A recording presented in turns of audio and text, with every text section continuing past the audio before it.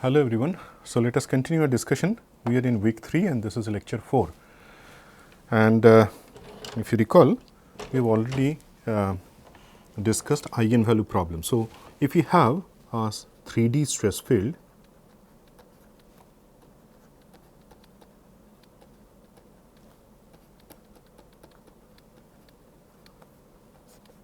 and the values of this stress field is given.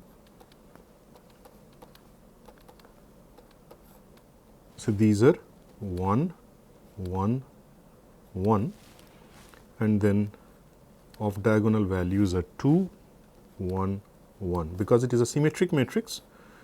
So, we can write the component. So, this will be 2, 1 and 1. Now, given this stress field, our task is to find out the principal values. So, find out principal stresses.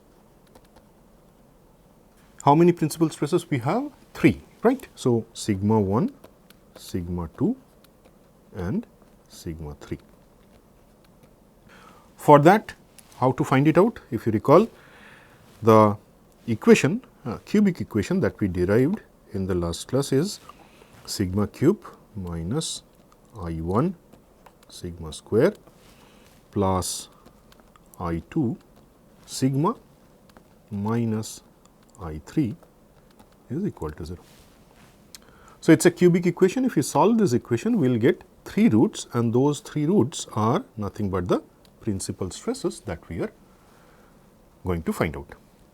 Now, what are these 3 quantities I1, I2 and I3?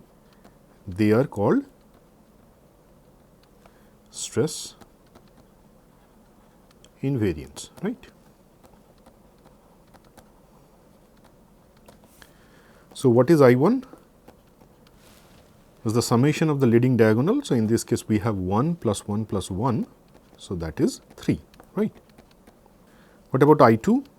I2 is we have to take sigma xx, sigma yy, tau xy. So, that will form one component. So, we have to find out the determinant. So, and that way we have to take all the combinations. So, it will be 1 minus 4 plus 1 minus 1 plus 1 minus 1. So, this is equal to minus 3. Please refer previous class notes for this expression of I2. And then finally, I3 is basically the determinant of this matrix, and in this case if you find it out, it will be minus 1. Now, if we find out the characteristic equation, so the equation we get is sigma cube. In place of I1 we have 3. So, this is minus 3 sigma square and then plus I2 sigma, I2 value is minus 3. So, it will be again minus 3 sigma, then I3 is minus 1. So, it will be ultimately plus 1 is equal to 0. Now, we can solve this equation. So, sigma cube plus 1 if we take and then 3 sigma common, then we have sigma plus 1 is equal to 0. Now, if you do further simplification, you can do it. I leave it that as an exercise, all of you can do it. So, it will be sigma plus 1 and then within bracket sigma square minus 4 sigma plus 1, this is equal to 0. So, obviously, one root we have sigma plus 1 equal to 0. If we consider, we get sigma is equal to minus 1. Then we can also find out the remaining 2 roots, and for that we have to solve sigma square minus 4 sigma plus 1 is equal to 0, and then if you work out the values of two roots, you can find out that is 2 plus minus square root of 3. Again, I leave this as an exercise, all of you can find out roots of a quadratic equation. Now, you can see what we have. This is the first sigma value. So, we have sigma 1, sigma 2, sigma 3 we get, and those are, if I just write down as per their amplitude. So, these are the three principal stresses. Obviously, the next task is to find out the direction cosines corresponding to each of them. So, for that what we have to do is consider one particular value of the principal stress, and then you develop the equation. So, we have, if you recall, the eigenvalue equation is 1 minus sigma 2 1, then 1 minus sigma 1, and then 1 minus sigma .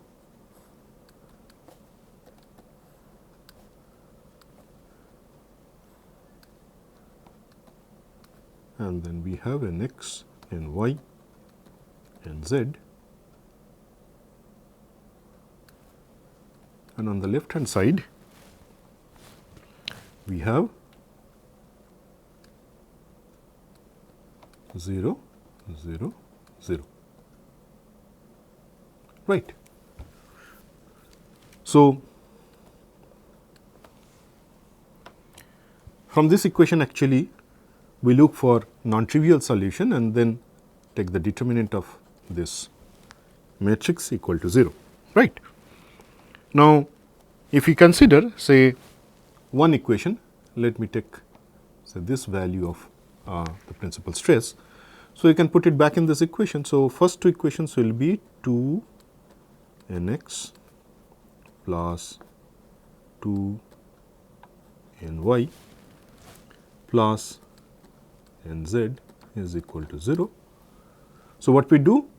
We use sigma equal to minus 1 in this equation, and then we develop the expression for n x, n y, n z. Now, the next equation, if you look at the values, we have again 2 n x plus 2 n y plus n z equal to 0. Obviously, these two are identical equation, and the third equation, if you look at n x plus n y plus twice n z is equal to 0.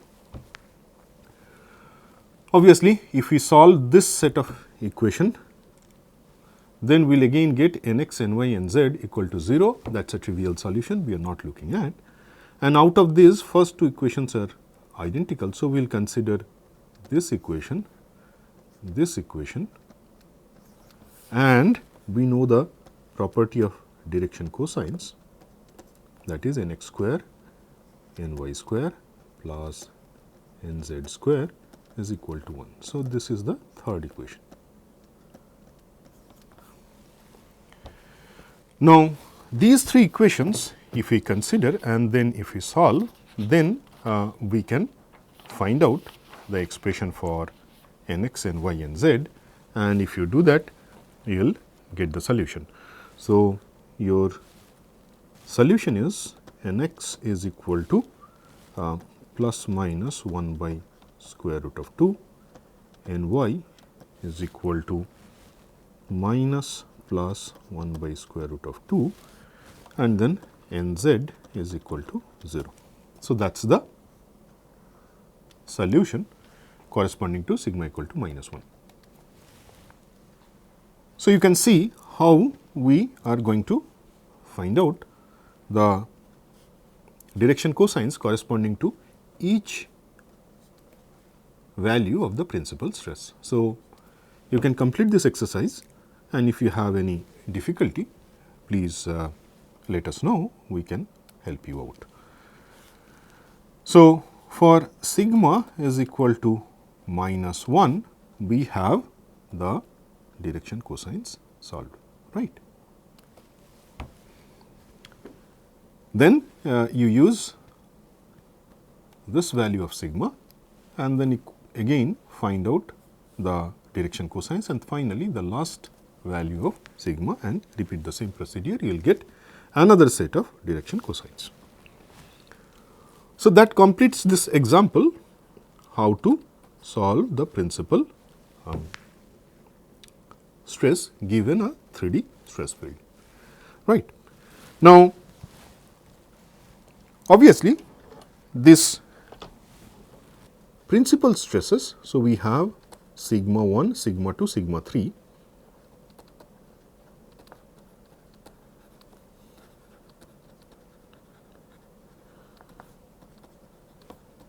Sigma 1, sigma 2, sigma 3.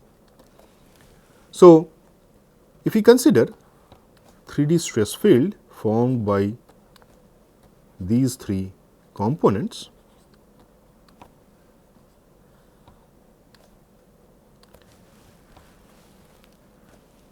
where off diagonal terms are 0, because three principal planes define the 3D object over which these are the stresses acting, right. So, these are the three stresses acting, and accordingly we form the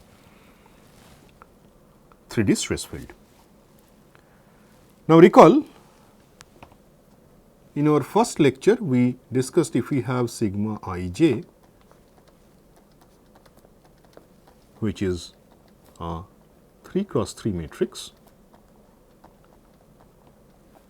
of which we have sigma xx, sigma yy, sigma zz, and then we have tau xy, tau yz and tau zx.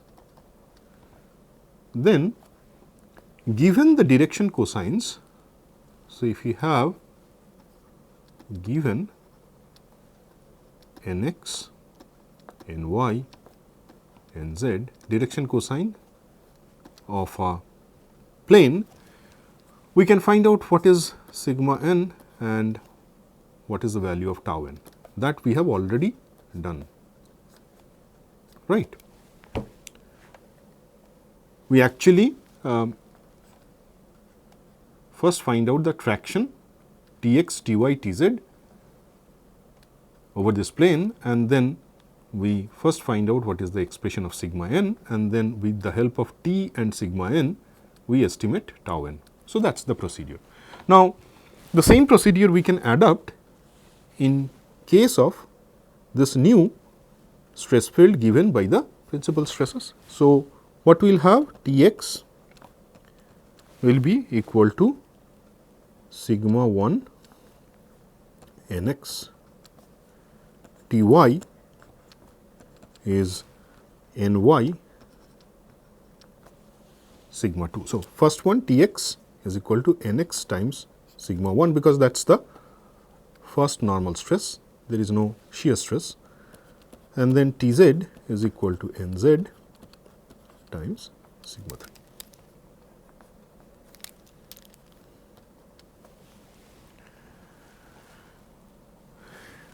Okay. Now, what is T or T square? This is nothing but Tx square plus Ty square plus Tz square. So, in terms of principal stresses, we get nx square sigma 1 square plus ny square sigma 2 square plus nz square sigma 3 square. Now, you can see if we know three components of principal stress, in terms of these three components we can express the resultant traction force acting over a plane whose direction cosines are given. Now, recall what is sigma n? sigma n is nothing but nx times Tx plus ny times Ty plus nz times Tz. Therefore, if we put the expression of Tx, Ty, Tz that we have already developed, then we can again find out the expression of sigma n in terms of sigma 1, sigma 2, sigma 3. So, what is that expression? This is nx square sigma 1 plus ny square sigma 2 plus nz square sigma 3, right. So, what we have is sigma n in terms of principal stresses. Now, the remaining task is to find out tau n in terms of principal stresses, that we can easily do. So, tau n square is nothing but T square minus sigma n square. So, we know the expression of T, which is nx square sigma 1 square plus ny square sigma 2 square plus nz square sigma 3 square. So, that is T square minus we have the expression of sigma n square. We know sigma n, so that is nx square sigma 1 plus ny square sigma 2 plus nz square sigma 3. Then what we can do, we can open this bracket and then simplify, right. So, that again I can leave that as an exercise, take it as a home task and just find out the expression. You will get nx square ny square sigma 1 minus sigma 2 whole square plus ny square nz square sigma 2 minus sigma 3 whole square plus nz square, and let me write it here, nz square nx square sigma 3 minus sigma 1 whole square. So, this is our tau n square. So, what we have derived is the expression of T or T square sigma n and then tau n square, all in terms of sigma 1, sigma 2, sigma 3, right.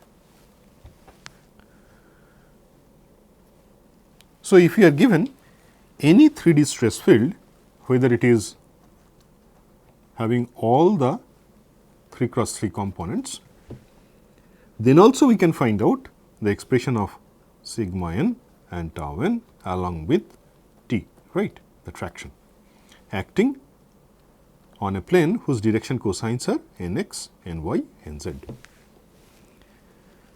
Then from this stress field, we can find out the principal stresses, and then finally, using the principal stresses, we again can find out the expression of T sigma n and tau n, right. So, that completes the exercise for principal stress analysis. Now, the question is how to draw the Mohr circle for 3D.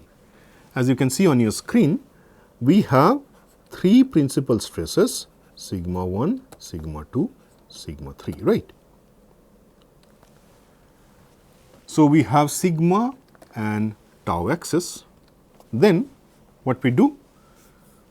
We first mark sigma 1, sigma 2 and sigma 3.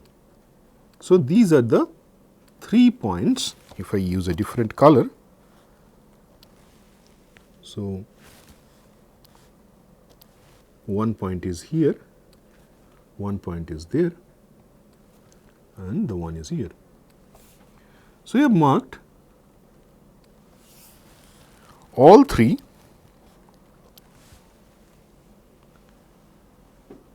principal stresses, and then if we take say 2 points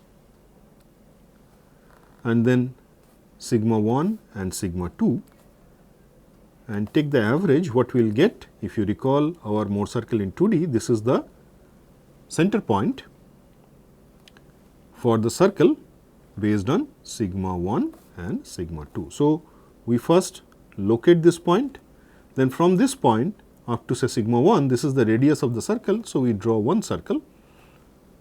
Similarly, we consider sigma 1 and sigma 3, take the average of these two, and then somewhere here we can find out the central point, and then with respect to that central point,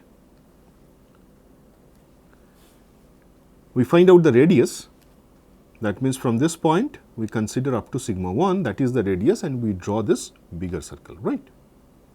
And then finally, we consider sigma 2 and sigma 3, we find out the center again and draw the third circle.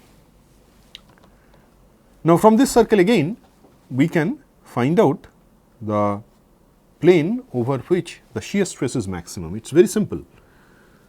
Consider say this is the central point. So, we identify this point and then just draw a horizontal line, that is the line that will give us basically the value of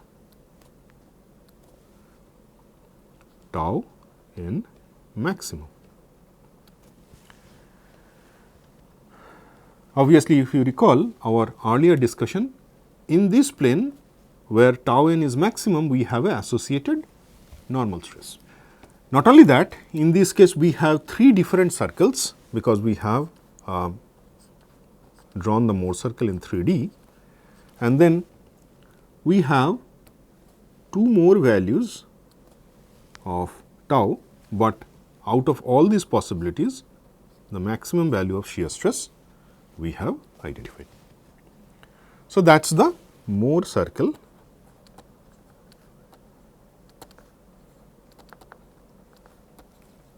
in 3D, right. So, we have three different circles in sigma pi plane, sorry, sigma tau plane. This is called pi plane. Now, any point, so this is the point, any point within this pi plane, it has a coordinate, that is basically sigma n and tau n. So, from this diagram, any point actually we identify that gives us the value of normal stress and shear stress. Then obviously, the question is, for sigma n and tau n, what is the value of n x, n y, n z? Again, if we go back to our 2D problem, recall we consider the right hand plane as our reference point, and from that point we go an angle of say 2 alpha, then in the original object it will be at an angle of alpha, if you recall, and that is how we figured out the direction of a plane over which this sigma n and tau n is acting. Now, in this case we have a 3D problem. So, what we have to do? We have again three equations. Expression of sigma n is equal to, we have just derived n x square sigma 1 plus n y square sigma 2 plus n z square sigma 3.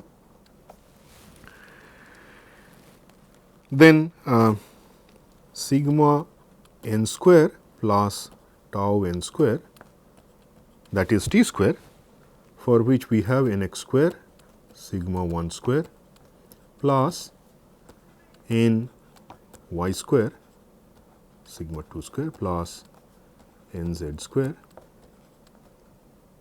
sigma 3 square. And then obviously, the last equation we have 1 is equal to n x square plus n y square plus n z square. So, these are the 3 equations we have. If we solve, what we will get is the expression for direction cosines. Obviously, we will not find out n x, n y, n z, we will find out n x square, n y square, n z square. Again, if I just repeat the problem statement. So, we have this Mohr circle. So, we know sigma 1, sigma 2, sigma 3, and we take any point on the pi plane. The coordinate of this point is sigma n and tau n. So, we know sigma n and tau n. Our objective is to find out the corresponding n x, n y and n z. And that is how we have developed these equations sigma n, tau n in terms of sigma 1, sigma 2, sigma 3. Now, if you solve this, which is again very simple, you can try it, you will get the expression. I am just writing the final expression. You please take it as a home task. If you have any difficulty, do let us know. We will provide the solution step by step. So, the expression for n x square is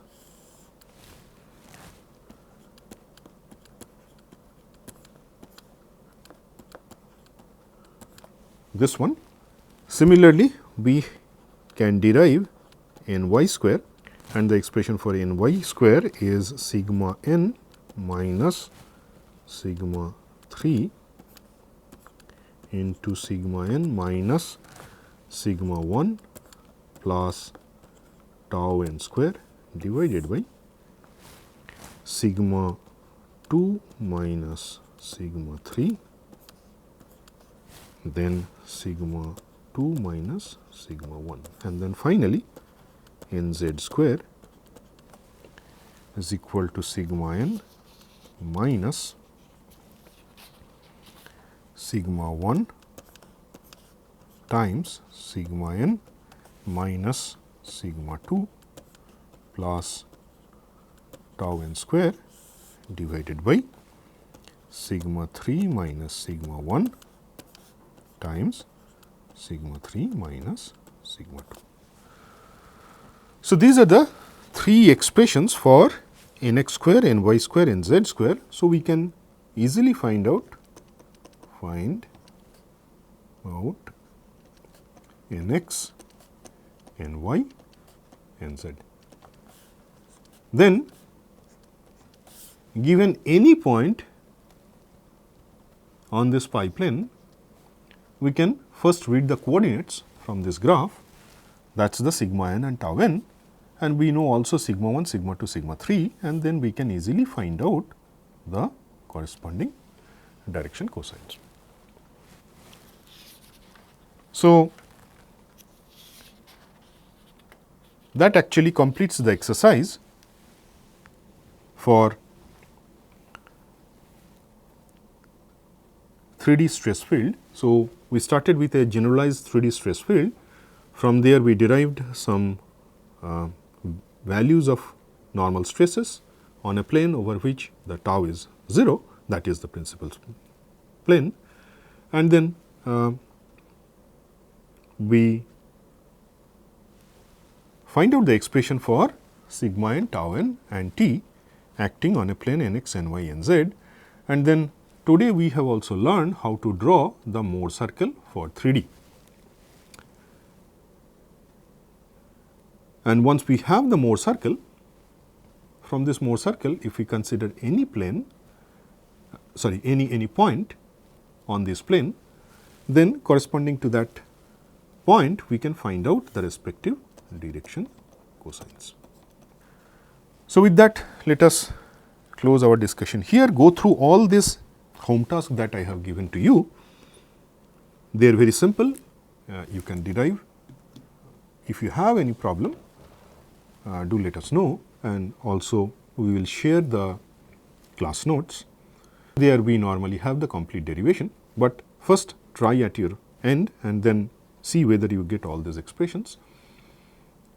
For example, before just closing, let me just quickly take one more minute. So, this expression, it looks very big, but it is very easy to recall. So, this is x here. So, when we deal with x, here on the right hand side numerator you have sigma n minus sigma 2 sigma 3, and in the denominator you see we have sigma 1 minus sigma 2 sigma 1 minus sigma 3, right. Now, if you follow that same logic, you will see all of them follow a pattern, and it is very easy to recall, it is not difficult. So, derive all these expressions, right, and if you have any difficulty, do let us know. In the next class, what we will do, we will solve some more numerical problem, and then I will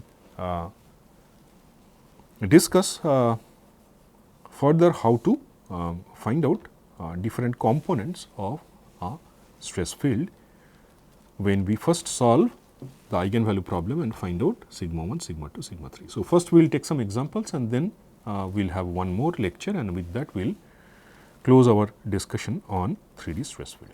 Thank you very much.